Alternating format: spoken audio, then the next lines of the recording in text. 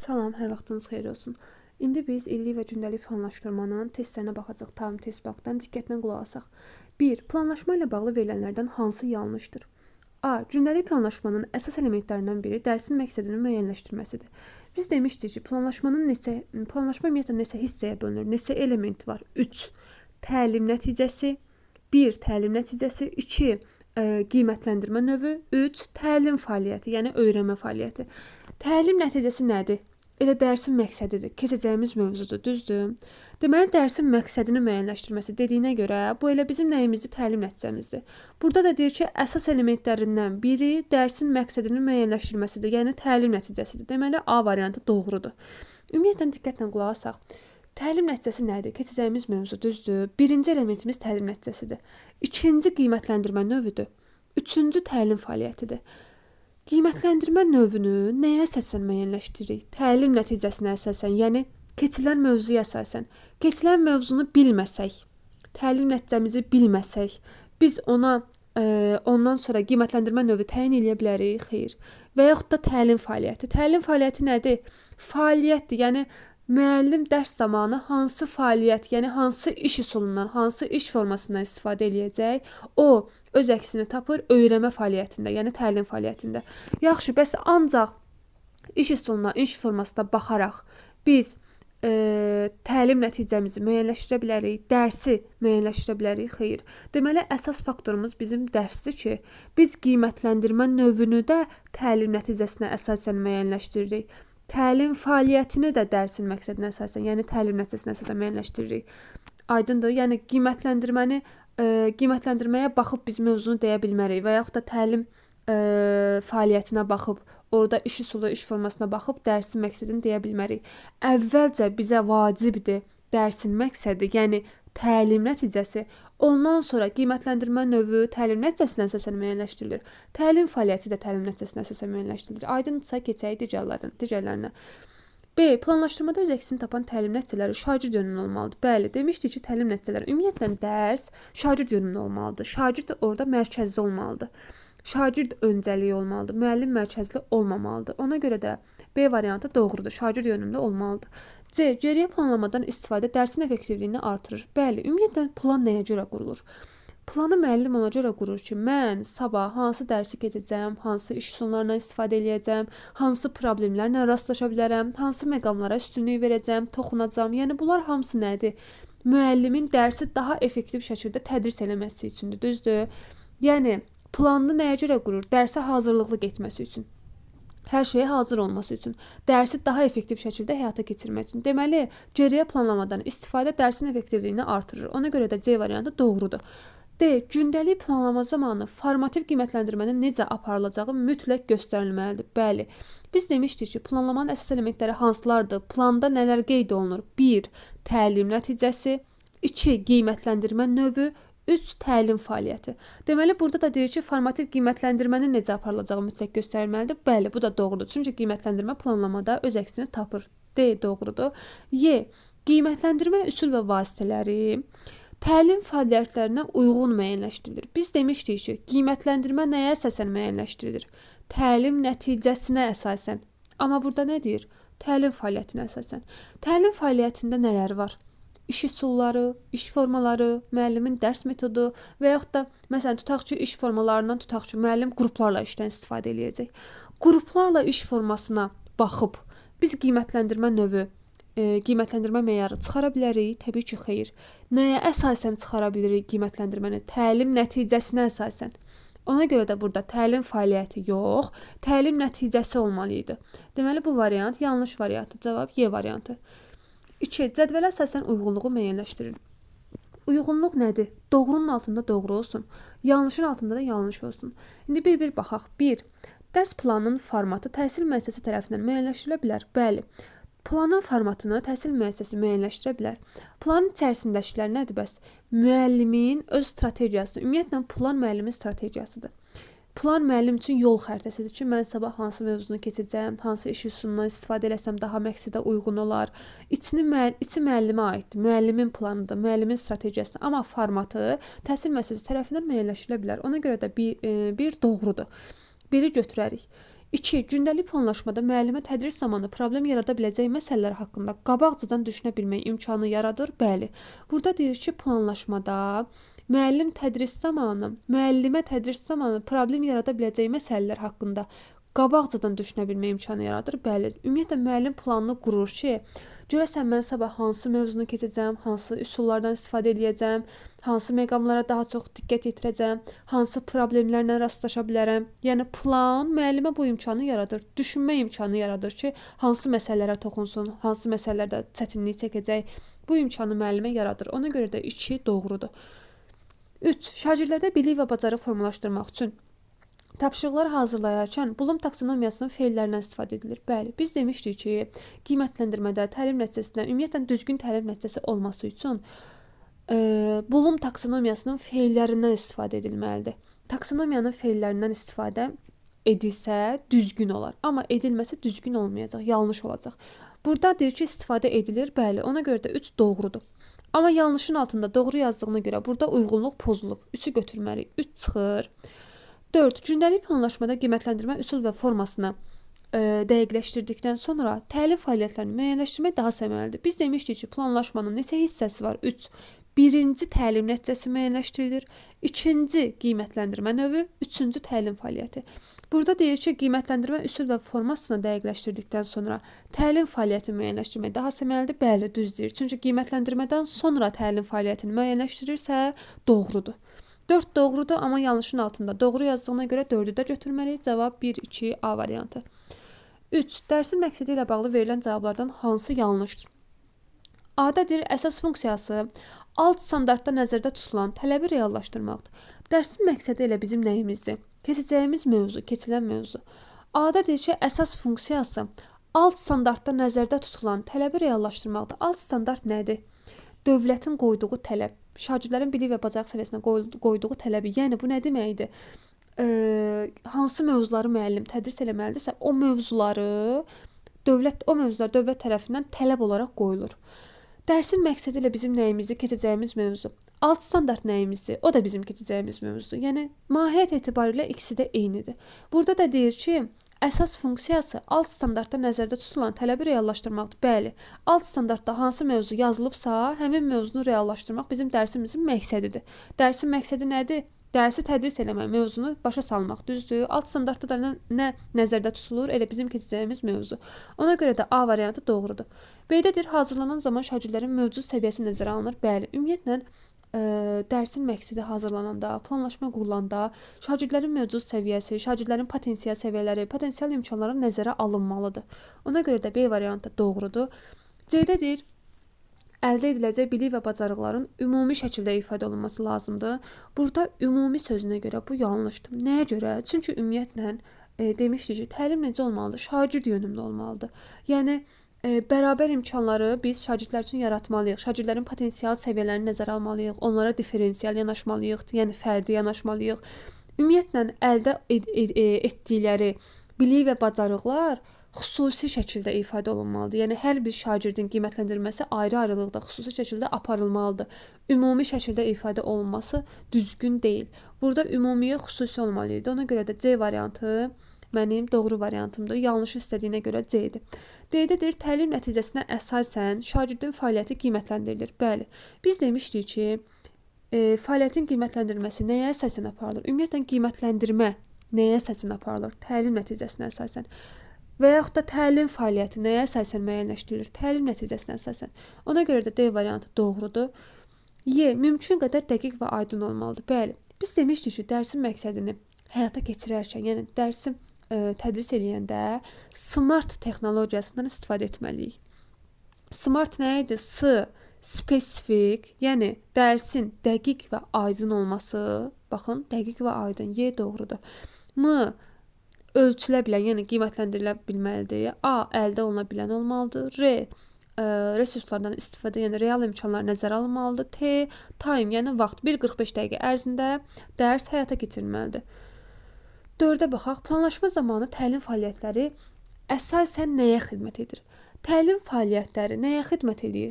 Təbii ki, dərsin məqsədinin reallaşmasına, yəni təlim nəticəsinin reallaşdırılmasına və yaxud da deyə bilər ki, alt standartın reallaşdırılmasına, yəni mövzunu şagirdlərə ötürmək üçün, tədris eləmək üçün, dərsin məqsədini reallaşdırmaq üçün əvvəlcə təlim nəticəsi müəyyənləşdirilir, sonra qiymətləndirmə növü, sonra təlim fəaliyyətləri. Təlim fəaliyyətləri dediyi nəyə xidmət edir? Dərsin məqsədinin reallaşdırılmasına. Ona görə də cavab B variantıdır. 5. Cədvələ əsasən uyğunluğu müəyyənləşdirin. Uyğunluq dediyinə görə doğrunun altında doğruyu tapmalıyıq, yanlışın altında da yanlış tapmalıyıq. 1. Öyrənmə fəaliyyəti təlim nəticələrinə çatmaq üçün görüləcək işləri təsvir edir. Bəli. Öyrənmə fəaliyyətində nə öz əksini tapır? İş üsulları, iş formalarını. Yəni iş üsulları nədir? Görüləcək işlər, fəaliyyətdir. Baxın, adından göründüyü kimi fəaliyyətdir. Öyrənməni həyata keçirmək üçün şagirdlərdə daha effektiv, şagirdlər üçün daha effektiv dərs tədris eləmək üçün bir sözlə, yəni burada yazıldığı kimi təlim nəticələrinə çatmaq üçün görüləcək işləri təsvir edir. Yəni şagirdlər hansı iş üsullarından istifadə edəcəklər, hansı iş formalarından istifadə edəcəklər. Bunlar hamısı öz əksini tapır öyrənmə fəaliyyətində.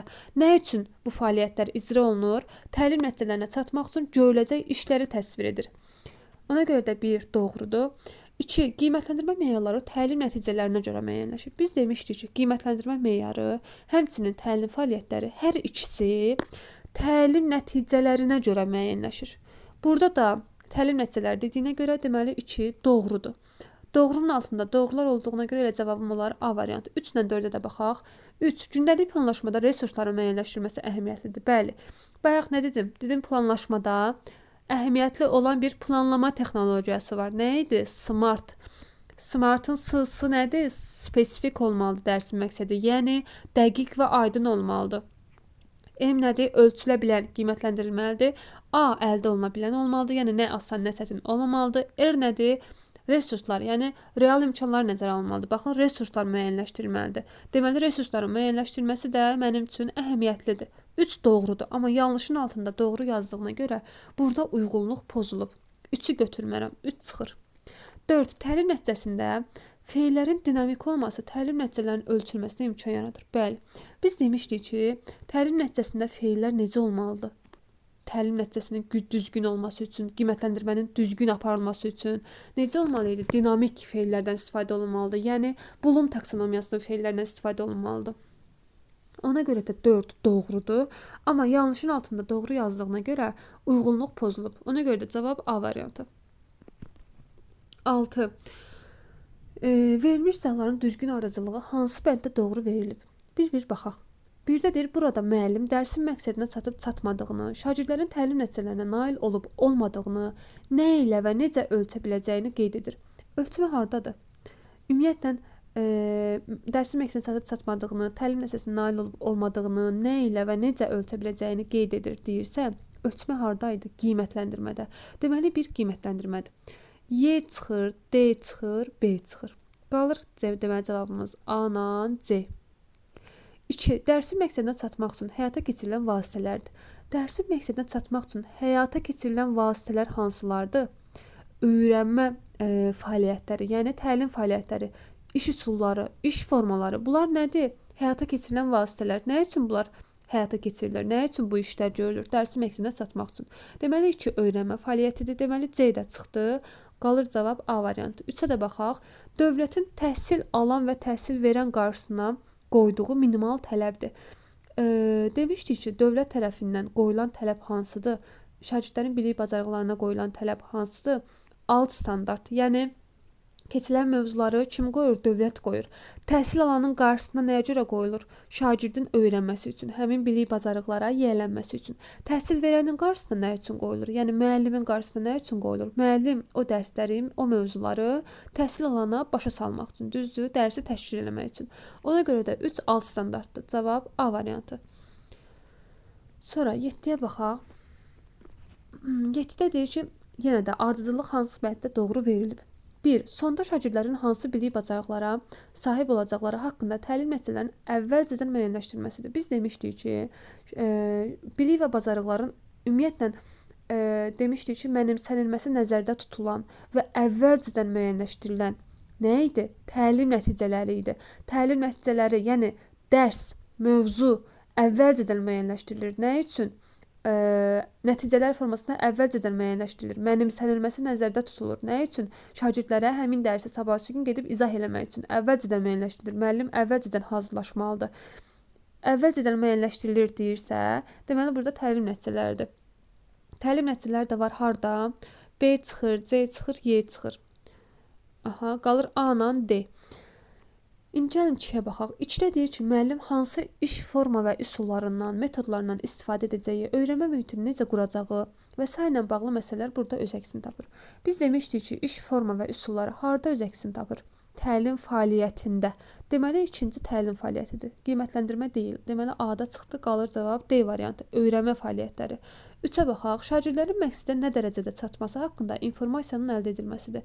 Şagirdlərin məqsədə nə dərəcədə çatması deyirsə, yəni hansı səviyyədə öyrəniblər, səviyyələrin ölçülməsi nəzərdə tutulur. Ona görə də nə dərəcə çatmaq deyəndə dərəcəsi ölçülürsə, burada qiymətləndirmədən söhbət gedir. 3 qiymətləndirmə cavab D variantı.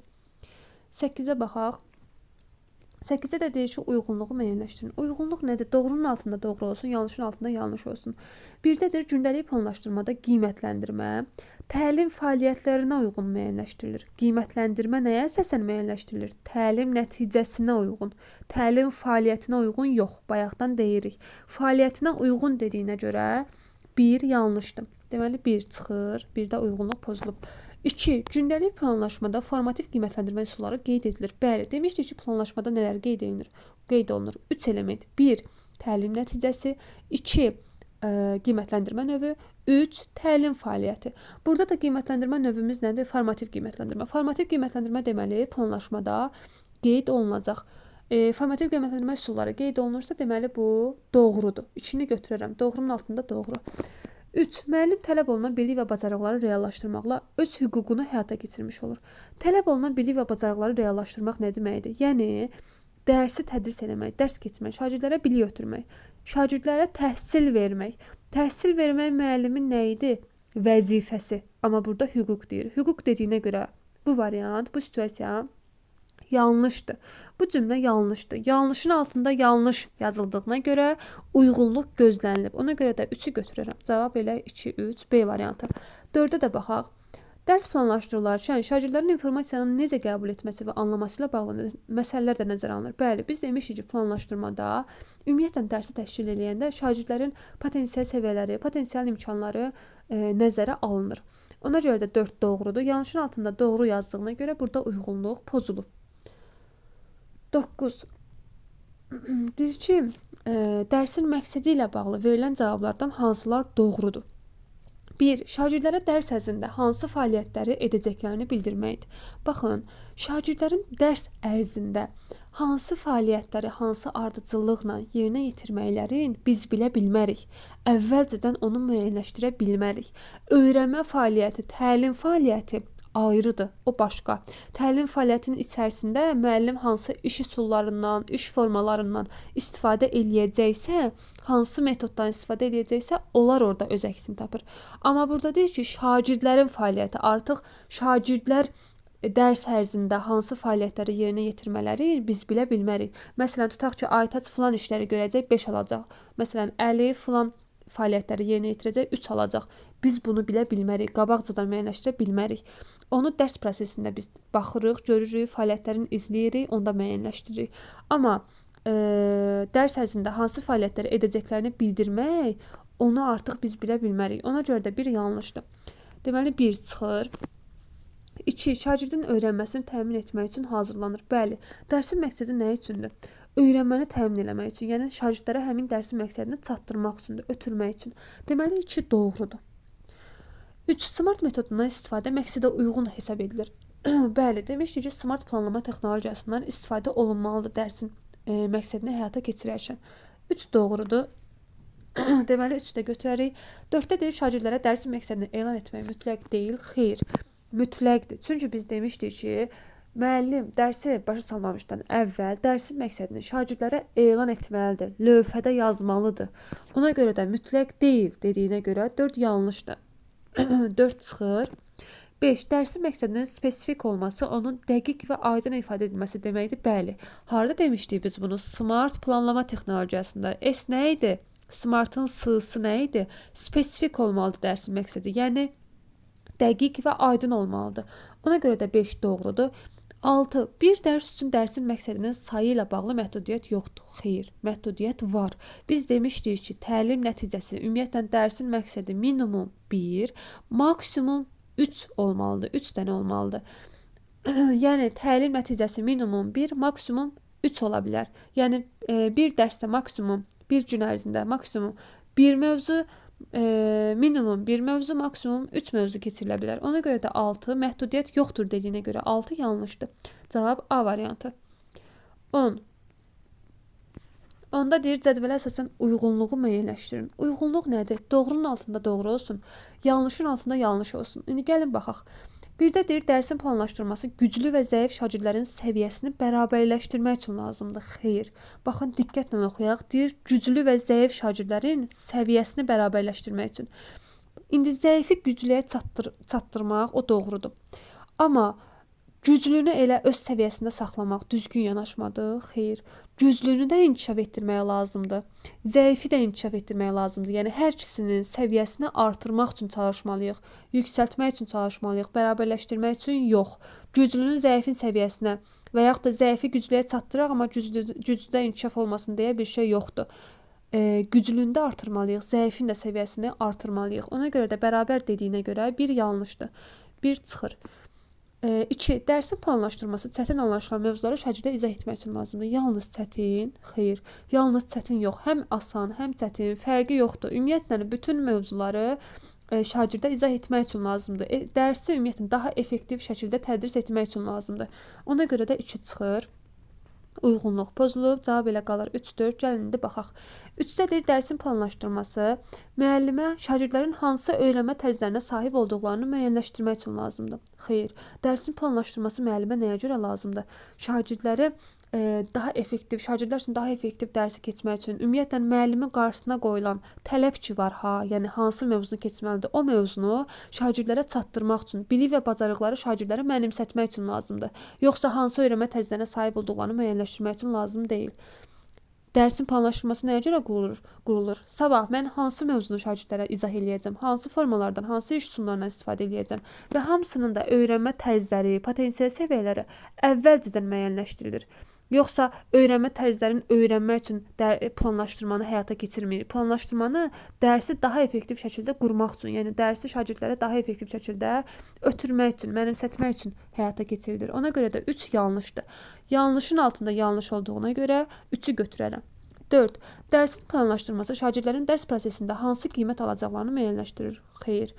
Planlaşdırmanı biz əvvəlcədən qururuq, düzdür? Adı ona görə geriyə planlaşdırmadır. Biz planlaşdırmanı qurarkən bilə bilmərik ki, biz sabahları dərsi keçəndə şagirdlər hansı qiymətləri alacaq.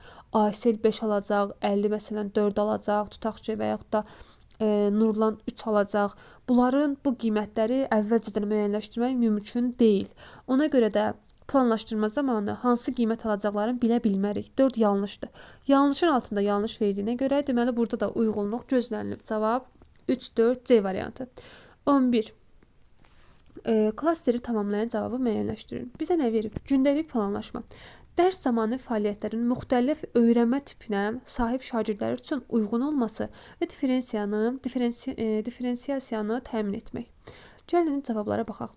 A. Şagirddən nə gözlənildiyi, sonda hansı bilik və bacarıqları yiyələnəcəyi aydın formada təsvir etmək, şagirdlərin maraq və meyllərini nəzərə almaq, qiymətləndirməni öyrənmə fəaliyyətlərinə uyğun müəyyənləşdirmək, dərs zamanı qarşıya çıxa biləcək çətinlikləri əvvəlcədən müəyyənləşdirmək, refleksiya strateji müəyyənləşdirmək. Baxın, deyir ki, klasteri tamamlayan yox, tamamlamayan.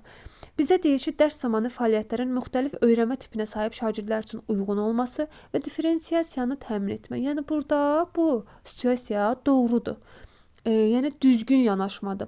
İndi gəlin bizdə baxaq cavablara. A-da deyir şagirddən nə gözlənildiyi, sonda hansı bilik və bacarıqları yiyələnəcəyini aydın formada təsvir etmək. Bəli, əldə etdikləri bilik və bacarıqlar ilə bizim nəyimizə keçəcəyimiz mövzu, dərs. Bunları aydın formada, dəqiq formada təsvir etməliyik. A doğrudur. B-də deyir şagirdlərin maraq və meyllərini nəzərə almaq. Bəli, biz demişdik ki, dərsin məqsədi təyin edən zaman, həyata keçirən zaman, ümumiyyətlə planlaşdırmanı quran zaman şagirdlərin maraqları, maraq meylləri, həmçinin potensial səviyyələri, potensial imkanları nəzərə alınmalıdır. Nəzərə almaq deyirsə B də doğrudur. C-də deyir qiymətləndirməni öyrənmə fəaliyyətlərinə uyğun müəyyənləşdirmək. Qiymətləndirməni nəyə əsasən müəyyənləşdiririk? Təlim nəticəsinə əsasən, öyrənmə fəaliyyətinə əsasən yox. Ona görə də C variantı yanlışdır, tamamlamır bu klasterimizi. Hamısında düzgün variantlar verib, bir dənə C variantı yanlışdır, uyğun deyil mənim klasterimə. Ona görə də C mənim axtardığım yanlış fikirdir. D-də deyir, dərs zamanı qarşıya çıxa biləcək çətinlikləri əvvəlcədən müəyyənləşdirmək. Bəli, planlaşdırma zamanı həmçinin müəllim qarşısına sabah hansı problemlər çıxa bilər, hansı çətinliklərlə üzləşə bilər, onu əvvəlcədən müəyyənləşdirmək imkanı onun üçün yaranır, fikirləşir. Yəni əvvəlcədən hazırlaşır dərsə. Aydındır? Ona görə də D doğrudur.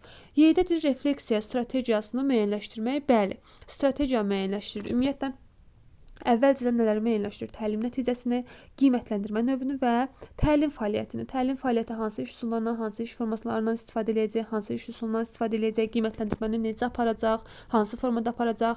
Bir növ plan müəllim üçün strategiyadır. Burada da deyir, refleksiya strategiyasını müəyyənləşdirmək. Yəni özü üçün əvvəlcədən müəyyənləşdirir ki, mən nələrə toxunacağam, refleksiya zamanı, sual-cavab zamanı nələrə toxunacağam, necə təşkil edəcəm, hansı iş üsulundan istifadə edəcəm. Bunlar hamısı əvvəlcədən müəyyənləşdirilir. Ona görə də Y variantı doğrudur. Cavab C variantı uyğun deyil. C variantı mənim klasterimə. Çünki bizə səhv cümlədir. Qiymətləndirmə təlim nəticəsinə uyğun müəyyənləşdirilməlidir.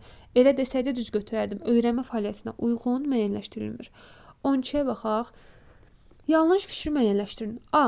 Alt standartda dövlətin təhsil verən və təhsil alan qarşısına qoyduğu minimal tələbdir. Bəli, alt standartda dövlət tələb olaraq qoyur.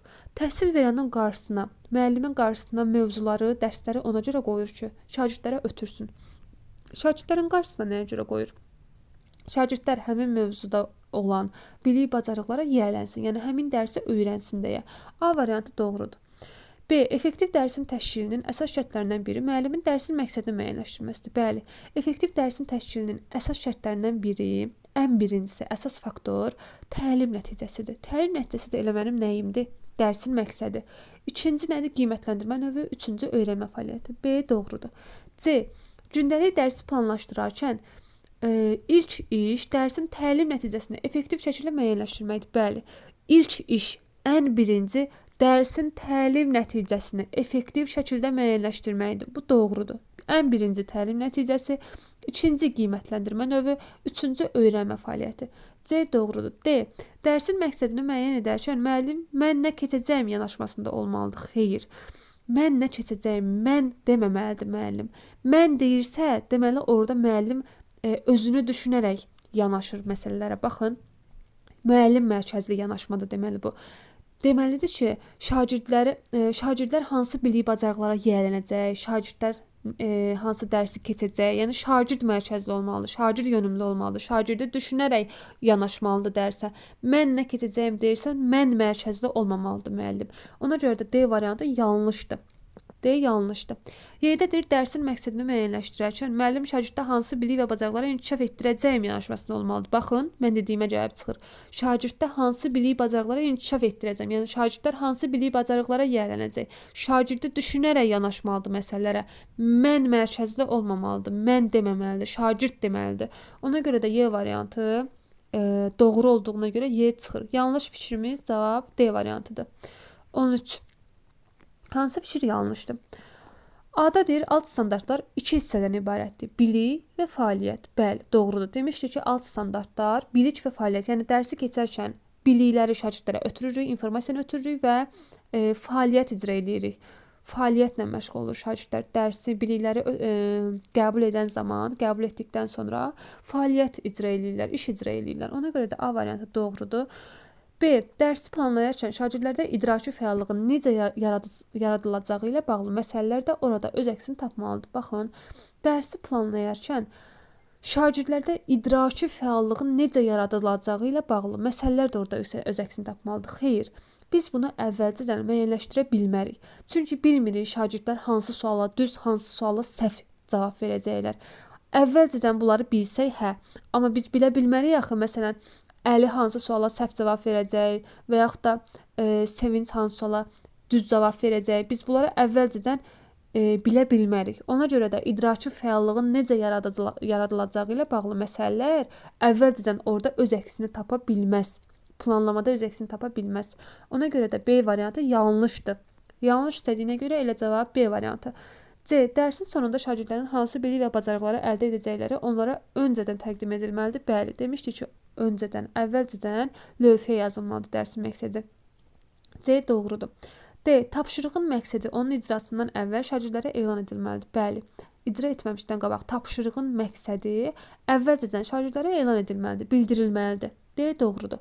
Y. Alt standartda nəzərdə tutulan bilik və bacarıqlar cari tədris ilində formalaşdırılmadıqda, növbəti tədris ilində də həmin alt standartın reallaşdırılması planlaşmaya daxil edilir. Bəli, hər hansı bir səbəbdən bayram ola bilər, tətil ola bilər və yaxud da hər hansı bir səbəbdən tədbirmi olar, məsələn, tədbirə mi düşər, yəni hər hansı bir dərs keçirilməsə, alt standartda nəzərdə tutulan bilik, bacarıqlar şagirdlərə ötürülməsə, hər hansı bir mövzu başa salınmasa, növbəti tədris ilində həmin mövzunu müəllim keçə bilər. Planlaşmasına daxil eləyə bilər ki, mən bu mövzunu keçməmişdim, bu mövzunu da şagirdlərə keçim, izah eləyim. Planlaşmaya daxil edilir dediyinə görə Y variantı da doğrudur. 14-də baxaq. Hansı fikir yanlışdır? Yanlışı istəyir bizdən. A. Alt standartın bilik və fəaliyyəti hissəsi müəllimi şagirdin təfəkkürünü inkişaf etdirməklə bağlı istiqamətləndirir. Bəli, doğrudur. B. Şagirdlərdə formalaşdırılacaq bilik və bacarıqları başqa fənlərdə əldə edilən bilik və bacarıqlarla əlaqələndirmək olar. Bəli. Ümumiyyətlə dərsi təşkil edəndə şagirdlərin daha yaxşı anlaması üçün biz demişdik ki, müəllim nə edir? İnteqrasiya. İnteqrasiya nə də əlaqələndirmə, mövzu ilə də əlaqələndirmə apara bilər, başqa fənlərlə də əlaqələndirmə apara bilər, həmçinin həyatla da əlaqələndirmə edə bilər, yəni fənn üstü. Başqa fənlərdə əldə edilən bilik bacarıqlarla əlaqələndirirsə, deməli burada fənlərarası inteqrasiyadan söz gedir. Deməli burada B də doğrudur. Çünki bilik və bacarıqları başqa fənlərdə əldə edən bilik bacarıqla əlaqələndirmək olar deyir. Yəni inteqrasiyanı həyata keçirir. B doğrudur. C. Dərsdən əvvəl təlim nəticəsi müəyyənləşdirərkən mümkün qədər vaxt faktoru nəzərə alınmalıdır. Bəli, vaxt faktoru nəzərə alınmalıdır ki, dərsin məqsədi 1:45 dəqiqə ərzində reallaşdırılsın, həyata keçirilsin. Demişdik ki, SMART. SMART-da nə idi? Time, vaxt. 1:45 dəqiqə ərzində dərs keçirilməlidir. Vaxt faktoru nəzərə alınmalıdır. Ona görə də C variantı doğrudur. D. Qiymətləndirmə meyarları elə hazırlanmalıdır ki, şagird fəaliyyətini müşahidə etmək mümkün olsun. Deyir ki, qiymətləndirmə meyarları elə hazırlanmalıdır ki, fəaliyyəti müşahidə etmək mümkün olsun. Bəli, yəni qiymətləndirilə bilsin şagird. Qiymətləndirmə bilmək hardaydı? Metr. Metr hardaydı? SMART-da, M-sı.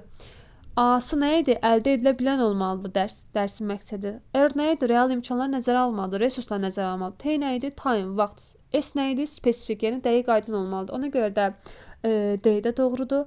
Y-də deyir, daha dərindən öyrənməni təmin etmək üçün gündəlik planlaşdırmada səmərəli öyrənmə mühitinin qurulması ilə bağlı məsələlər də öz əksini tapmalıdır. Baxın, deyir, daha dərindən öyrənməni təmin etmək üçün gündəlik planlaşdırmada səmərəli öyrənmə mühitinin qurulması ilə bağlı məsələlər də öz əksini tapmalıdır. Xeyr, planlaşmada öz əksini tapan məsələlər hansılardır? 1. Təlim nəticəsi. 2. Qiymətləndirmə növü, qiymətləndirmə meyarları. 3. Təlim fəaliyyətləri, yəni hansı iş üsulu, hansı iş formalarından istifadə edəcəksə, hansı metodda müəllim istifadə edəcəksə, onları orada qeyd edir. Öyrənmə mühiti, səmərəli öyrənmə mühitinin qurulması ilə bağlı məsələlər orada öz əksini tapmır. Həmçinin dərsi müəllim planlaşdırarkən, planını quranda şagirdin potensial səviyyəsi, imkanları da nəzərə alınır. Amma yenə də səmərəli öyrənmə mühitinin qurulması ilə bağlı məsələlər orada öz əksini tapmır. Deməli, Y variantı yanlış variantı. Cavab Y. 15. Təlim nəticəsi əldə oluna bilən olmalıdır. Deyəndə nə nəzərdə tutulur? Əldə oluna bilən olmalıdır deyirsə, SMART-ın nə idi? A-sı. SMART-ın A-sı. İndi gəlin baxaq. Mövcud resurslar nəzərə alınaraq tərtib olunsun. Resurslar deyirsə, bu SMART-ın R-sıdır. B. Çalışaraq əldə edilməsi mümkün olsun. Bəli, əldə edilməsi mümkün olsun hansıydı? A. Əldə edilə bilən olmalıdır. Deməli, elə bizim doğru cavabımız A-dır. C-dədir, məqsəd dəqiq və aydın müəyyənləşdirilsin. Dəqiq və aydın deyirsə, bu SMART-ın S-sıdır. D. Nəzərdə tutulan bilik və bacarıqlar qiymətləndirmək mümkün olsun. Qiymətləndirmək nə idi? SMART-ın M-sı. D. M-sıdır. Y. Müəyyən vaxt müddəti nəzərə alınsın. Vaxt müddəti deyirsə nədir bu? T. Smartın T'sı time. Deməli A-sı harda oldu? Əldə edilməsi mümkün olmalıdır. Cavab B variantı. 16. Deyir ki, klasteri tamamlayın. Gəlin indi baxaq. Cümləlik planlaşmanın 3 əsas hissəsinə aiddir. 1. Dərsin məqsədi. 2. Formativ qiymətləndirmə. 3. Üsul, iş üsulu və iş formaları. Yəni üsul və formalar. Deməli cavab B variantı. 17. Cədvələ əsasən uyğunluğu müəyyən edin. Uyğunluğu istəyir. Doğrunun altında doğru olsun, yanlışın altında yanlış olsun. 1. Dərs planı müəllimin yaxşı dərs keçməsi və arzu olunan məqsədlərə çatması üçün bələdçi rolunu oynayır. Bəli, dərs planı müəllimə kömək edir ki, o dərsi daha yaxşı şəkildə, daha effektiv şəkildə arzu olunan məqsədlərə çatması üçün təşkil olunsun. Ona görə də 1 doğrudur. Deməli burada uyğunluq gözlənilir. 2. Gündəlik planlaşmada yoldaş qiymətləndirməsi və özünü qiymətləndirmə üsullarından istifadə etmək olar. Bəli, bu nədir? Qiymətləndirmə növüdür. Gündəlik planlaşmada demişdik ki, nələr öz əksini tapır? 3 elementi var. 1. Təlim nəticəsi, 2. Qiymətləndirmə növü, 3. Təlim fəaliyyəti. Burada da deyir ki, planlaşmada yoldaş qiymətləndirməsi və özünü qiymətləndirmə üsullarından istifadə etmək olar. Bəli, bu da doğrudur. Doğrunun altında doğru götürərəm. 3. Dərsin effektiv şəkildə planlaşdırılması müəllimə məqsədə çatmağa yardım edir və onun özünə inamını artırır. Bəli, ümumiyyətlə planlaşma müəllim üçün müəllimin strategiyasıdır. Yol xəritəsidir müəllim üçün. Effektiv şəkildə planlaşdırılması da müəllimə yardım edir məqsədə çatması üçün və həmçinin onun özünə inamını artırır. Çünki plan müəllim üçün strategiyadır. Öz strategiyasıdır, öz planıdır, metakognitiv biliyidir, belə deyək. 3 doğrudur, amma yanlışın altında yazdığına görə burada uyğunluq pozulub. Deməli, mən 3-ü götürmərəm. Cavablardan B ilə Y çıxır. 4. Planlama müəllimdə şagirdlərə dərsdə nəyi və necə öyrədəcəyi haqqında aydın bir fikir formalaşdırır. Bəli, planlaşdırmanı nəyə görə aparır müəllim? Planını nəyə görə qurur? Sabah şagirdlərə hansı dərsi keçəcək, dərsi hansı formada keçəcək, hansı üsullarla tədris eləyəcək, hansı qiymətləndirmə növündən, qiymətləndirmə meyarlarından istifadə eləyəcək. Bunun üçündür. Burada da deyir ki, dərsdə nəyi necə öyrədəcəyi haqqında aydın bir fikir formalaşdırır. Bəli, bir növ müəllim dərsə əvvəlcədən hazırlaşır, sonra gedir. 4 doğrudur, amma yanlışın altında doğru yazdığına görə 4-də uyğunluq pozulub. Deməli, cavab A variantı. 18-ə baxaq. 18-də deyir, dərsin cari planlaşmasına aid olmayan fikri müəyyənləşdirin. Deyir, aid olmasın. A. Dərsin məqsədini aydın şəkildə anlaşılacaq formada müəyyənləşdirmək. Bu aiddir. Smartın S-sı. Formativ qiymətləndirmə üsullarını müəyyənləşdirmək. Bəli, cari planlaşma zamanı formativ ümumiyyətlə qiymətləndirmə növünü müəyyənləşdirmək lazımdır. Nəyə əsasən? Təlim nəticəsinə əsasən. B də doğrudur. C. Nəzərdə tutulan fəaliyyətləri dəyişmədən istifadə etmək yol verilməz haldır. Baxın, deyir ki, fəaliyyətləri dəyişmədən istifadə etmək yol verilməz haldır. Xeyr, nəzərdə tutulan fəaliyyətləri dəyişsək olar. Fəaliyyətin içində çünki iş üsulları, iş formaları var. Burada deyir, dəyişmədən istifadə etmək yol verilməz haldır. Xeyr, dəyişilməlidir. Çünki təlim fəaliyyəti hər bir mövzuya əsasən müəyyənləşdirilir. Yəni, hər gün qruplarla işdən istifadə edə bilmərəm. Və yaxud da hər gün iş üsulu olaraq tutaq ki, klaster üsulundan və yaxud da bübö və yaxud da Venn diaqramı üsulundan istifadə edə bilmərəm. Yəni, hər gün eyni istifadə etmək olmaz. Dəyişilməlidir. Nəyə əsasən dəyişir bu da? Təbii ki, təlim nəticəsinə əsasən, yəni keçəcəyim mövzuya, dərsə əsasən. Burada deyir, dəyişmədən istifadə yol verilməzdir. Dəyişmədən istifadə yol verilməzdir. Bu da yanlışdır. Çünki deyir ki, nəzərdə tutulan fəaliyyətləri dəyişmədən istifadə etmək yol verilməz haldır. 18 ona görə yanlış variantdır. D-də deyir, dərs zamanı fəaliyyətləri müxtəlif öyrənmə tipinə sahib şagirdlər üçün uyğun təşkil etmək. Bəli, bu doğrudur. Çünki biz demişik ki, bayaqdan deyirik ki, dərs zamanı fəaliyyətlər, ümumiyyətlə təlim nəticəsi, fəaliyyətlər, qiymətləndirmə növü nəyə əsasən müəyyənləşdirilir? Müxtəlif öyrənmə tipləri nəzərə alınır, öyrənmə tərzləri nəzərə alınır, şagirdlərin potensial səviyyələri, potensial imkanları nəzərə alınır. Ona görə də D doğrudur. Y. Tapşırıqları dərsin təlim nəticələri və qiymətləndirmə meyarlarına uyğunlaşdırmaq. Bəli, doğrudur. Çünki fəaliyyəti biz nəyə əsasən uyğunlaşdırmalıyıq? Təlim nəticələrinə və qiymətləndirmə meyarlarına əsasən tapşırıqları uyğunlaşdırmalıyıq. Ona görə də Y-də doğrudur. Deməli, cavab C variantı aid deyil dərsin cari planlaşmasına. Nəzərdə tutulan fəaliyyətləri dəyişmədən istifadə etmək yol verilməz halda deyirsə, bu yanlışdır. 19. Təlim nəticələri ölçülə bilən olmalıdır. Deyəndə nəzərdə tutulur. Ölçülə bilən olmaq Smartın nə idi? M-sı. metr. Smartın m-sı ölçülə biləndir. İndi gəlin baxaq cavablara. A. Vaxt müddətinin nəzərə alınması. Vaxt müddətinin nəzərə alınması t-dir. Time. Smartın t-sı. B. Mövcud resursların nəzərə alınması. Resurs deyirsə, smartın r-sıdır. Bilik və fəaliyyətin qiymətləndirilməsinin mümkünlüyü, bəli. Qiymətləndirmə deyirsə, deməli bu metr, yəni ölçülə bilən olmaq deməkdir. Smartın m-sı. Deməli elə cavabımız C variantı. Çalışaraq əldə edilməsinin mümkünlüyü, əldə edilən olmaq A-dır. Smartın A-sı. Dərsin məqsədinin dəqiq və aydın müəyyənləşdirilməsi. Dəqiq və aydın deyirsə, deməli bu S-dır. Smartın S-sı spesifik. Deməli cavab C variantı. 20. Təlim nəticəsi formalaşdırılan zaman real imkanlar nəzərə alınmalıdır. Real imkanlar nədir? Smartın r-sı. İndi gəlin biz smartın r-sını tapaq. Müəyyən vaxt müddəti nəzərə alınsın. Vaxt müddəti deyirsə, deməli smartın t-sıdır. Time. Məqsəd dəqiq və aydın. Dəqiq və aydın deyirsə, deməli smartın s-sıdır, yəni spesifik. C. Mövcud resurslar nəzərə alınaraq tərtib olunsun. Bəli, resurs nədir? Smartın r-sı. Bizim axtardığımız da smartın r-sı idi. Ona görə də cavab C variantı. Baxın, real imkanların nəzərə alınması resurs deməkdir elə.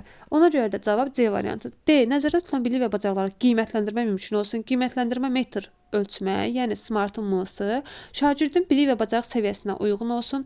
Xeyr, Y variantı da deyil. Ona görə də cavab C variantı. Resurs, real imkanlar deyirsə, smartın r-sıdır. 21. Dərsin təlim nəticəsinə aid deyil.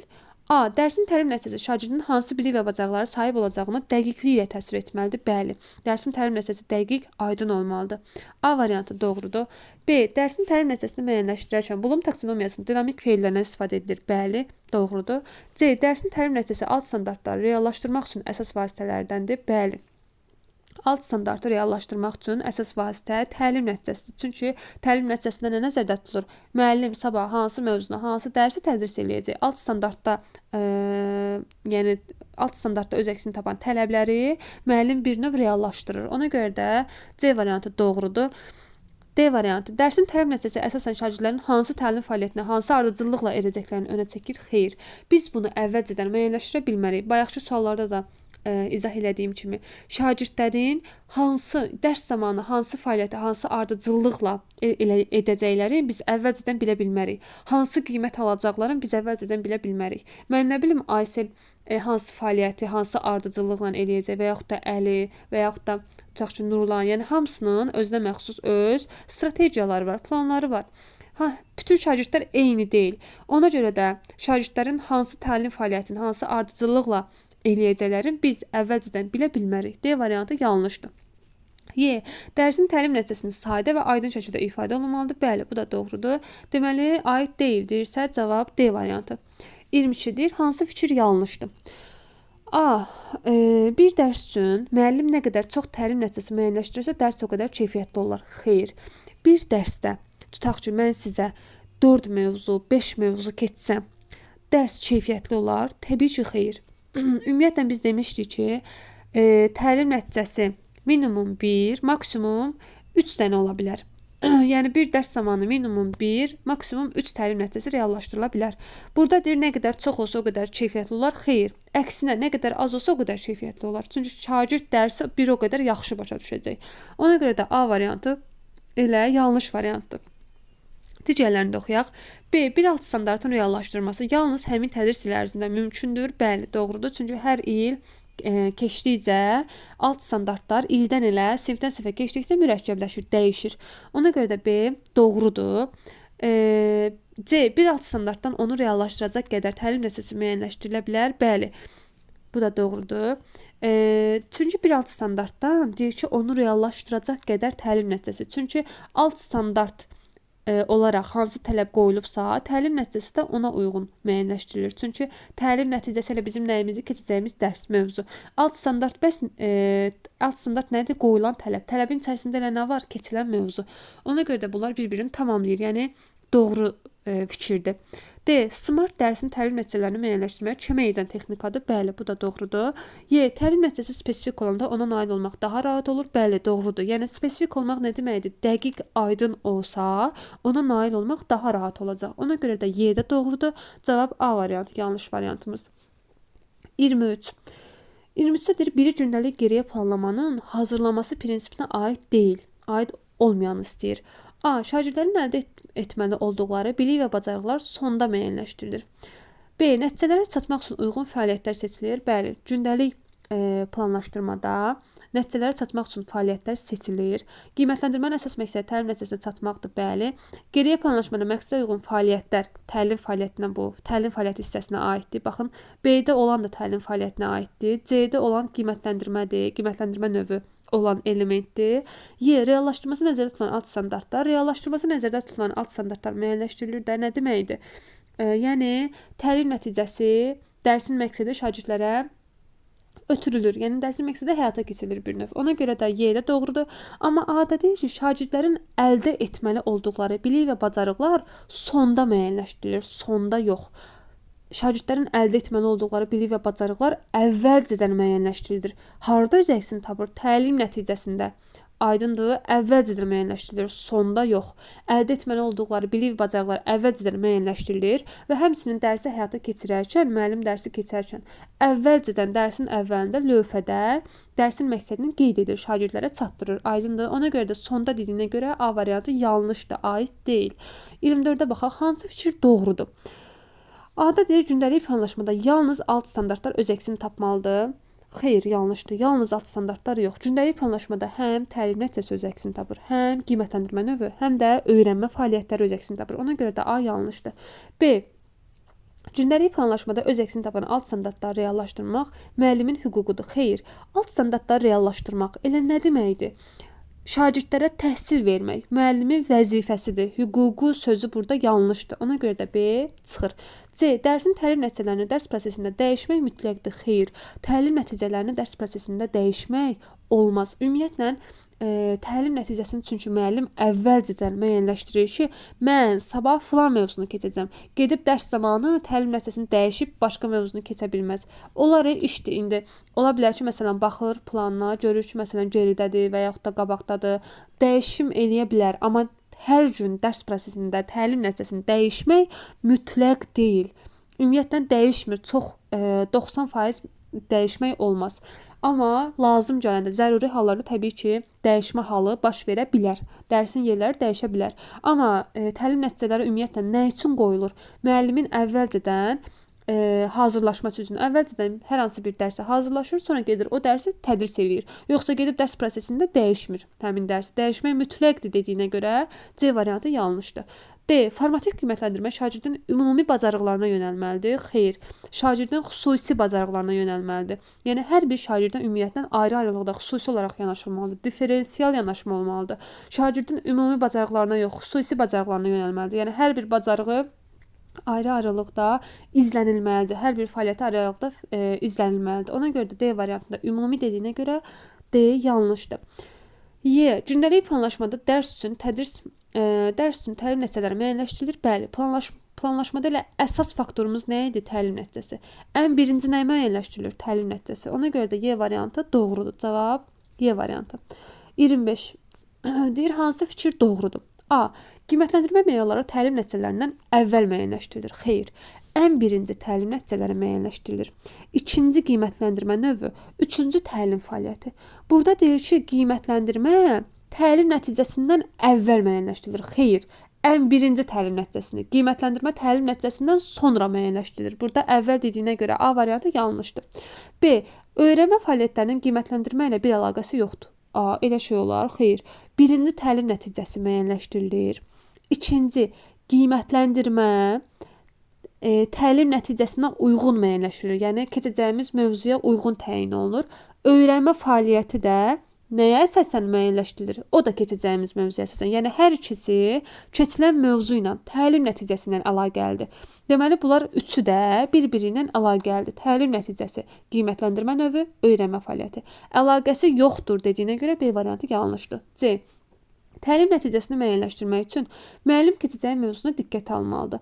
Təlim nəticəsini müəyyənləşdirmək üçün müəllim keçəcəyi mövzunu diqqətə almalıdır. Elə təlim nəticəsi bizim keçəcəyimiz mövzudur. Nəyə görə təlim nəticəsi müəyyənləşdirmək üçün müəllim keçəcəyi mövzunu diqqətə almalıdır? Elə təlim nəticəsi bizim keçəcəyimiz mövzudur. Ona görə də C variantı yanlışdır. D. Gündəlik təlim nəticəsində mövzular üzrə hansı fəaliyyətin icra ediləcəyi əks olunur? Xeyr. Mövzular üzrə hansı fəaliyyətin icra ediləcəyi əvvəlcədən müəyyənləşdirilə bilməz. Bayaqdan izah edirəm. Şagirdlərin dərs zamanı mövzular üzrə hansı fəaliyyətləri, hansı ardıcıllıqla icra edəcəkləri biz əvvəlcədən bilə bilmərik. Aysel əvvəlcədən bilə bilmərik ki, Aysel dərs zamanı hər hansı bir mövzu üzrə hansı fəaliyyəti, hansı ardıcıllıqla icra edəcək və nəticədə Aysel neçə alacaq, onu biz bilə bilmərik. Ona görə də D variantı yanlışdır. Y. Mövzunun müəyyənləşdirilməsi alt standartın bilik hissəsi ilə əlaqəlidir. Bəli, mövzu elə hansı hissə ilə əlaqəlidir? Bilik hissəsi ilə əlaqəlidir. Ona görə də Y variantı doğrudur. 26. 26 deyir ki, uyğunsuzluğu müəyyənləşdirin. Yəni doğrunun altında yanlış olsun, yanlışın altında doğru olsun. 1.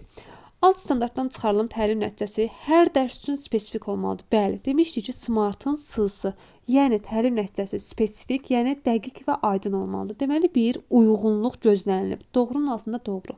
1 çıxır. 2. Müəyyənləşdirilmiş təlim nəticələrinə il boyu bir neçə dəfə təkrar müraciət edilməsi mümkündür. Bəli. Məsələn, tutaq ki, ilin əvvəlində isim dərsini keçmişəm və yaxud da tutaq ki, hesablama dərsini keçmişəm, vurma bölmə dərsini keçmişəm. İlin ortasında və yaxud da qabaqdakı zamanlarda mövzuları keçdikcə mən qayıdıram ilin əvvəli keçdiyim mövzuya. Müraciət edirəm ən birinci keçdiyim hesablama mövzusuna. Deyirəm ki, bəs filan mövzuda nə keçmişdi? Yadımıza salaq. Nə əlaqəlidir bu mövzu? Yəni mövzular arası əlaqələndirmədir bu. Mövzular arası əlaqələndirməkdə biz bilirik ki, nədir? İnteqrasiya, fən daxili inteqrasiya. Fən daxili inteqrasiyada müəllim nəyə görə eləyir? Şagirdlərdə daha effektiv öyrənməni təmin etmək üçün. Dərsi daha yaxşı anlamaları üçün. Xatırlatma edir, başa düşdünüz? Ona görə də təkrar müraciət edilməsi mümkündür. 2 doğrudur. Deməli 2-də çıxır. 3-ə baxaq. Dərsin təlim nəticələrini müəyyənləşdirməsi gündəlik planlaşmanın ən mühüm hissəsidir. Bəli, təlim nəticəsi planlaşmanın ən mühüm hissəsidir. 3 doğrudur. Amma yanlışın altında doğru verdiyinə görə uyğunsuzdur. Uyğunluq pozulub. Deməli 3-ü götürürəm. 4. Qiymətləndirmə meyarları təlim nəticələrinə əsasən müəyyənləşdirilir. Bəli, demişdik ki, qiymətləndirmə meyarları təlim nəticələrinə əsasən müəyyənləşdirilir. Həmçinin öyrənmə fəaliyyətləri də təlim nəticələrinə əsasən müəyyənləşdirilir. Hər ikisi təlim nəticəsinə əsasən müəyyənləşdirilir dediyinə görə 4 də doğrudur. Yanlışın altında doğru verdiyinə görə burada uyğunsuzdur. Uyğunluq pozulub. Cavab Y variantı. 27. Təlim nəticəsi formalaşdırılan zaman müəyyən vaxt müddəti nəzərə alınmalıdır. Baxın, vaxt müddəti. SMART-ın T-sı. Gəlin biz SMART-ın T-sını digər variantlarda axtaraq. A. Mövcud resurslar nəzərə alınaraq tərtib olunsun. Resurs deyirsə SMART-ın R-sıdır. B. Məqsəd dəqiq və aydın müəyyənləşdirsin. Dəqiq və aydın deyirsə SMART-ın S-sıdır, yəni spesifik. C. Məqsədin hansı müddətə əldə olunacağı düzgün müəyyənləşdirsin. Müddət deyirsə artıq burada time, vaxtdan söhbət gedir və elə cavabımız da C variantıdır. Çünki bizə verilən nümunə SMART-ın T-sı idi, yəni vaxtla əlaqəlidir. Deməli, biz də vaxtla əlaqəli, SMART-ın T-sı ilə əlaqəli bir cümlə axtarmalıyıq. D-də deyir, şagirdin bilik və bacarıq səviyyəsinə uyğun olsun. Y-də deyir, nəzərdə tutulan bilik və bacarıqları qiymətləndirmək mümkün olsun. Bu da nə deməkdir? Ümumiyyətlə, şagirdin bilik və bacarıq səviyyəsinə uyğun olsun, yəni nə çətin, nə də asan olsun. Bu əldə edilə bilən olmalıdır deməkdir. Yəni SMART-ın A-sı. Y-də deyir, qiymətləndirmək də SMART-ın M-sıdır. Cavab C variantı. 28-ə baxaq. 28-də deyir, gündəlik təlim nəticələri ilə bağlı fikirlərdən hansı yanlışdır? Yanlış olanı seçməliyik.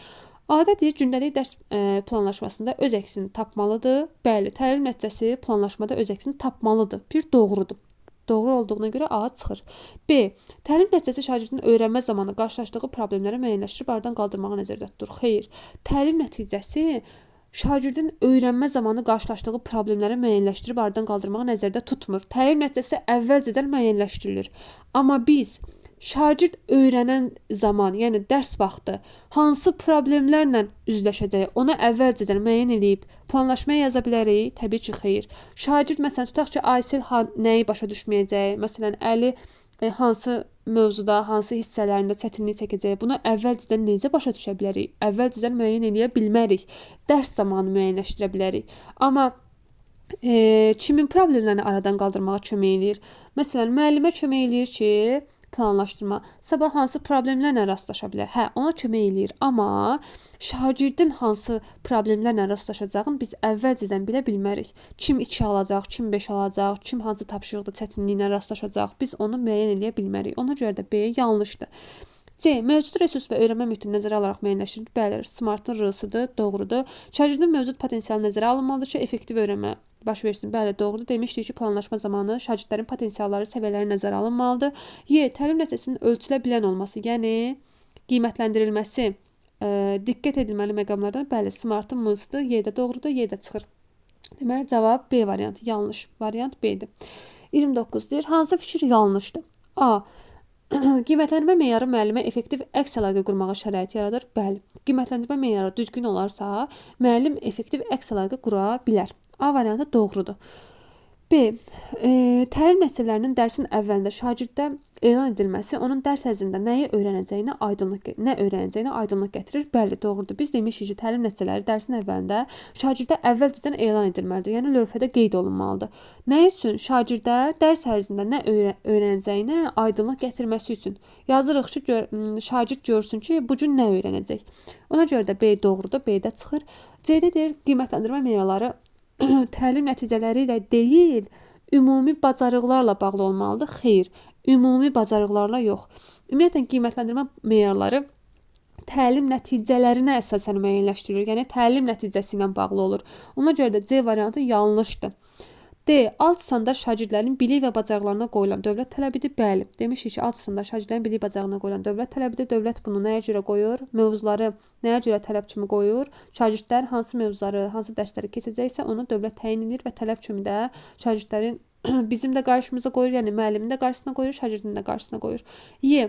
Alt standartdakı bacarıq bir neçə dərsə formalaşdırıla bilər. Bəli, doğrudur. Elə bir dərs ola bilər ki, uzun olar, geniş mövzu olar və onun üçün 2-3 dərs ayrıla bilər. Məsələn, bizdə də elə mövzular var ki, mən sizə onu 2-3 dərs ərzində keçmişəm, izah eləmişəm. Nəyə görə? Çünki dərs uzundur. Bir dərsə keçmək mümkün deyil. Yəni bir dərsə keçsəm, nəticəm effektiv olmayacaq. Yəni yaxşı olmayacaq. Ona görə də bir neçə dərsə formalaşdırıla bilər cümləsi doğrudur. Ola bilər. Yanlış deyirsə cavab C variantı. 30. Yanlış fikri müəyyənləşdirin. A. Təlim nəticələri aydın formada ifadə olunmalıdır. Bəli. Aydın formada olmalıdır, dəqiq olmalıdır, spesifik olmalıdır. Smartın S-sı. B. Təlim nəticəsi elə müəyyənləşdirilməlidir ki, nəzərdə tutulan bilik və bacarıqlar qiymətləndirilsin. Bəli, Smartın M-sı qiymətləndirilə bilən, yəni ölçülə bilən olmalıdır. A doğrudur, B doğrudur, B-də çıxır. C. Təlim nəticələri öyrənmə mühitinin texniki şəraiti nəzərə alınaraq müəyyənləşdirilməlidir. Bəli, şərait, yəni resurslar nəzərə alınmalıdır, real imkanlar nəzərə alınmalıdır. Smartın S-sı, aydın deyirsə adı da Smartın S-sıdır.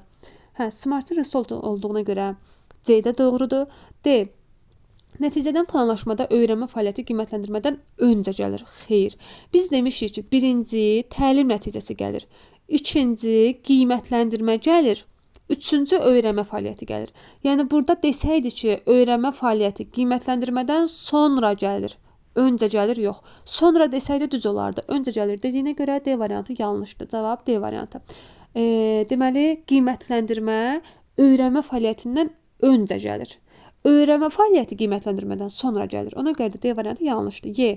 Təlim fəaliyyətləri dərsin məqsədinə çatmaq üçün həyata keçirilən vasitələrdir. Bəli, demişdik ki, təlim fəaliyyətləri həyata keçirilən vasitələrdir. Nələrdir? İş üsulları, iş formalarıdır. Hansı iş üsulları, hansı formalardan istifadə olunacaqsa, onlar nəzərdə tutulur. Y də doğrudur. Y də çıxdı. 31. Yanlış fikri müəyyənləşdirin. A. Planlaşma müəllimin təlim nəticəsinə çatmaq üçün müəyyənləşdirdiyi yol xəritəsi təlim strategiyasıdır. Bəli, doğrudur.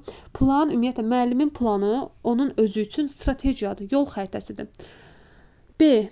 Dərsin təlim məqsədinin düzgün müəyyənləşdirilməsi işin yarısının görülməsi deməkdir. Bəli, təlim məqsədi düzgün müəyyənləşdirilə bilərsə, deməli, işin yarısı demək olar ki, görülüb. B variantı yanlışdır. Çünki B variantı doğru cümlədir. Çünki ümumiyyətlə təlim nəticəsi biz demişik ki, bizim əsas faktorumuzdur, əsas işimizdir. Əvvəlcə ən birinci işimiz təlim nəticəsini müəyyənləşdirməkdir. Təlim nəticəsi müəyyənləşdiriləndən, düzgün müəyyənləşdiriləndən sonra demək olar ki, işin yarısı görülüb.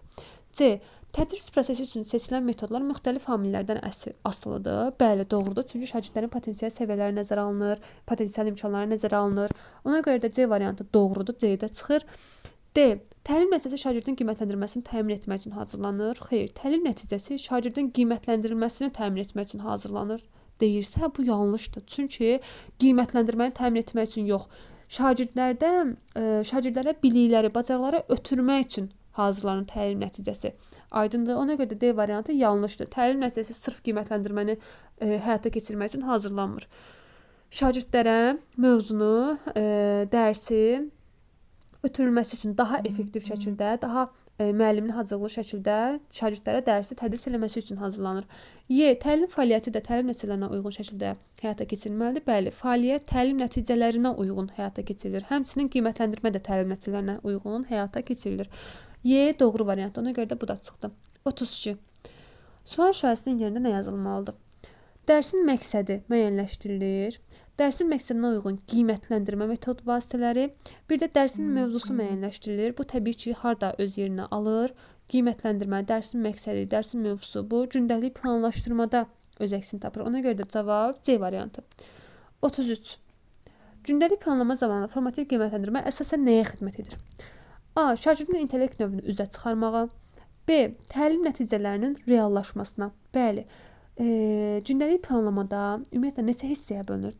Planlamada elementlər. 3 element var. 1.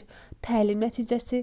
2. Qiymətləndirmə növü. 3. Təlim fəaliyyəti. Qiymətləndirmə növü ilə təlim fəaliyyəti nəyə xidmət edir? Yəni işi peşəsi nədir? Təlim nəticələrini reallaşdırmaq üçün həyata keçirilir. Baxın, hər ikisi təlim nəticələrinə uyğun müəyyənləşdirilir. Düzdür? Nəyə görə? Təlim nəticələrinin reallaşdırılması üçün. Ona görə də cavab B variantıdır. A-dadır intellekt növünü üzə çıxarmağa, xeyr. C-dədir təlim fəaliyyətinin kəmiyyətlə ölçülməsinə, xeyr. D. Şagirdlərin məzmun standartlarına nə qədər yiyələndiyini ölçməyə, planlaşmanın effektivliyini ölçməyə, xeyr. Təlim nəticələrini reallaşdırmaq üçün həyata keçirilir. Qiymətləndirmə növü də, təlim fəaliyyəti də. Ona görə də cavab B variantı. Əgər desəydi ki, dərsin məqsədinin reallaşmasına, onu da düz götürərdim. Aydındır. Elə təlim nəticələri bizim nəyimizdir? Dərsin məqsədidir. 33 B. 34-ə baxaq. D. Biri dərsin planlaşdırılmasına aid deyil. A. Dərsin sonunda şagirdlərin hansı bilik və bacarıqlara sahib olacağının müəyyənləşdirilməsi. Bəli, bu doğrudur. Planlaşdırma nə üçündür? Şagirdlər hansı bilik, bacarıqlara sahib olacaq, hansı mövzunu keçəcəklər? A. Doğrudur. A çıxır. B. Formativ qiymətləndirmə üsullarının müəyyənləşdirilməsi. Bəli, buna da imkan verir planlaşdırma. Çünki qiymətləndirmə üsulunu nəyə əsasən seçirik? Dərsin məqsədinə əsasən. Yəni təlim nəticəsinə əsasən. C. Hansı resurslardan istifadə ediləcəyini müəyyənləşdirilməsi. Bəli. Bunu da əvvəlcədən seçmək olar. D. Şagirdlərdə qurulacaq əks əlaqənin öncədən müəyyənləşdirilməsi. Xeyr. Artıq şagirdlərlə qurulacaq əks əlaqəni biz öncədən bilə bilmərik ki, hansı şagird harda çətinlik çəkəcək, əks əlaqəni necə quracaq? Məsələn, Aysil mənə hansı sualı verəcək, Aysil harda çətinlik çəkəcək, Əli hansı tapşırıqlarda çətinlik çəkəcək. Biz bunu əvvəlcədən görə bilmirik, müəyyənləşdirə bilmirik. Ona görə də D variantı yanlışdır, aid deyil. Deməli, cavab D variantı. Y-dədir tapşırıqlar hazırlayarkən idraki sahənin feillərindən istifadə edilməsi. Bəli, bu da doğrudur. Bloom taksonomiyasının feillərindən istifadə olunmalıdır. Yəni dinamik feillərdən istifadə olunur. Y variantı doğrudur, aiddir. Y də çıxdı. 35. Deyir, dərsin məqsədi spesifik olmalı. Dedikdə nə nəzərdə tutulur? Spesifik nədir? Smartın sılsı. Deməli, biz nə axtarmalıyıq? Smartın sılsını. A. Fəaliyyətin ölçülə bilən olub olmaması. Ölçülə bilən deyirsə, deməli bu qiymətləndirmədir. Yəni smartın m-sı, metr. B. Şagirdin çalışaraq nailiyyətə çatmasının mümkünlüyü. Çalışaraq hədəfə çatmaq hardaydı? Əldə edilə bilən olmalıdır. Yəni smartın A-sı. C-dədir mövcud resursların nəzərə alınması. Resursların nəzərə alınması deyirsə smartın R-sı.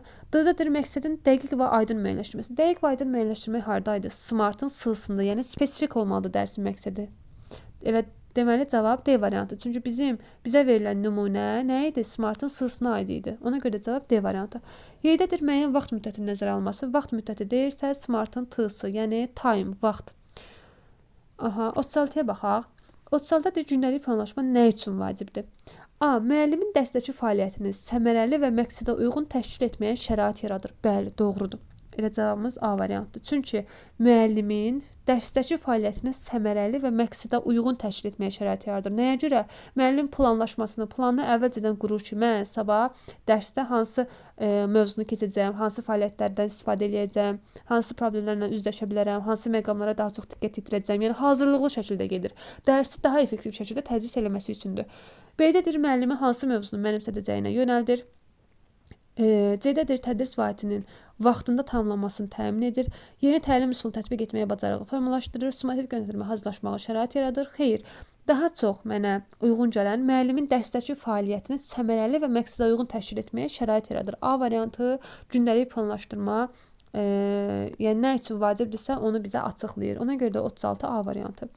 37-də deyir ki, müəllim biologiya dərsində zərərli vərdişlər adlı mövzunu tədris edir. Siqaretin insan orqanizminə təsirlərini araşdırmaq üçün müəllim onlara elmi məqalələr verir. Prosesin nəticəsində siqareti tərk etməyin yolları ilə bağlı təkliflər hazırlamalıdırlar. Müəllim dərsin əvvəlində şagirdlərə qiymətləndirmə meyarlarını təqdim edir. Doğru mənbələrlə iş, məqsədə uyğun təkliflər hazırlamaq. İncə görə bizə nə istəyir? Deyir, müəllimin məqsədi haqqında aşağıda verilənlərdən doğru olanları müəyyənləşdirin. Doğruları seçməliyik. Birdə deyir, qiymətləndirmə meyarları idraki sahənin yuxarı təfəkkür səviyyəsindən formalaşdırılmasına xidmət edir. Baxın, görək qiymətləndirmə meyarında nə var? Doğru mənbələrlə iş, məqsədə uyğun təkliflər hazırlamaq. Müəllim, şagird burada nə edəcək? Deyir ki, siqareti tərk etməyin yolları ilə bağlı təkliflər hazırlamalıdırlar. Yəni bu nə deməkdir? Baxın, özləri bu yolu hazırlayırsa, deməli bunlarda təfəkkür olaraq yaradıcı təfəkkürdür. Bəs hansı mərhələdir? İdraki sahənin taksonomiyanın, idrak taksonomiyasının yaratmaq mərhələsi. Yaratmaq mərhələsi hansı səviyyədə idi? Yuxarı təfəkkür səviyyəsində. Deməli, biri götürə bilərəm. Çünki burada yaratmaq mərhələsindən söz gedir. Bir doğrudur. Deməli, cavab B, Y çıxdı. 2-yə baxaq. 2-də deyir ki, müəllim şagirdlərdə şəxsi və sosial məsuliyyət dəyərini formalaşdırır. Bəli, çünki siqareti tərk etməyin yolları ilə bağlı təkliflər hazırlayacaqlar. Yəni bir növ məsuliyyətlərini dərk edəcəklər. Şəxsi və sosial məsuliyyət nə idi?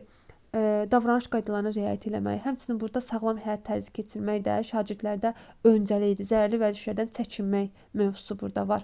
Ona görə də şagirdlər bu zərərli vərdişlərdən əgər məsuliyyətləri olmasa çəkinməzlər. Məsuliyyətləri varsa, öz məsuliyyətlərin, vəzifələrini dərk edə bilirlərsə, zərərli vərdişlərdən çəkinəcəklər. Yəni siqareti tərk etməyin yolları ilə bağlı təkliflər hazırlaya biləcəklər.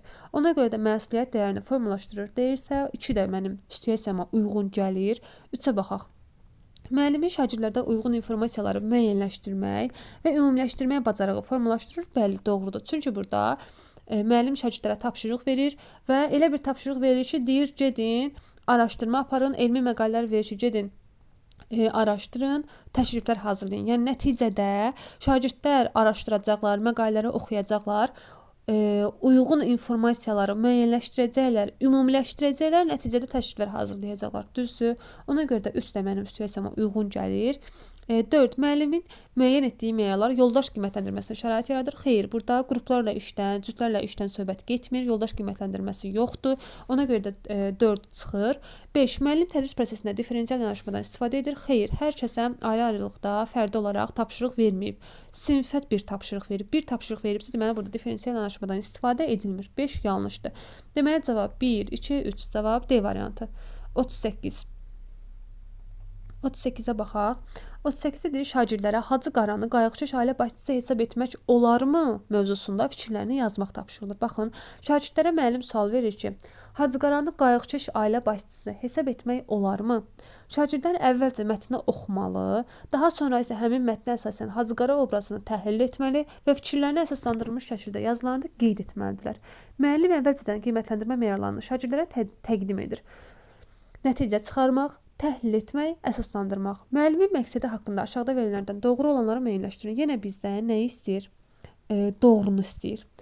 1. Müəllim şagirdlərə bu tip tapşırıq verməklə onların tənqidi təfəkkürlərinin inkişafına nail ola bilər. Bəli, doğrudur. Nəyə görə? Çünki burada deyir ki, burada şagirdlər mətni oxuyacaqlar, düşünəcəklər, təhlil aparacaqlar, düşünəcəklər, fikirləşəcəklər ki, görəsən Hacı Qaranı qayıqçı ailə başçısı hesab etmək olarmı?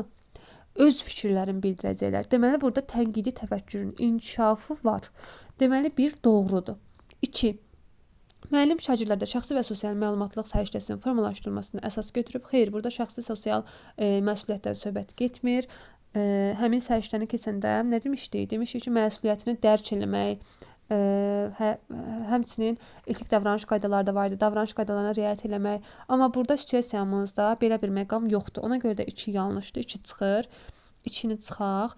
3-dədir müəllim şagirdlərə meyarları əvvəlcədən təqdim etməklə şagirdlərin icra etdiyi tapşırıqla bağlı müstəqil düşüncələrini çərçivəyə salmış olur. Baxın, deyir ki, Meyarlara əvvəlcədən təqdim etməklə düşüncələrini çərçivəyə salmış olur. Xeyr, çərçivəyə salmaq nə deməkdir? Düşüncələri çərçivəyə salmaq, yəni məhdudlaşdırmaq.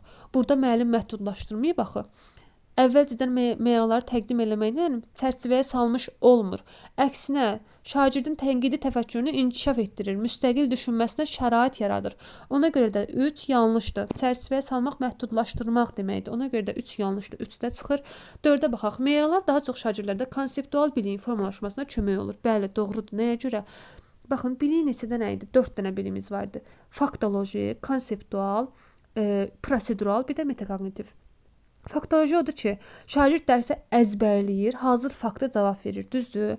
Burada amma hazır faktı müəllimə danışmayacaq, əzbər şəkildə danışmayacaq. Burada gərək mətni oxusun, mətni başa düşsün, müəllimin səsləndirdiyi, onlara verdiyi suala da cavab verə bilsin. Deməli, şagird burada mətni başa düşməlidir, dərk eləməlidir. Dərk eləmək hansı bilikdir? Konseptual. Deməli, konseptual biliyin formalaşmasına kömək olur. Yəni, mətni başa düşməsinə, dərk eləməsinə kömək olur. Deməli, 4 də doğru variantı. Cavab 1, 4, B variantı. 39-a baxaq.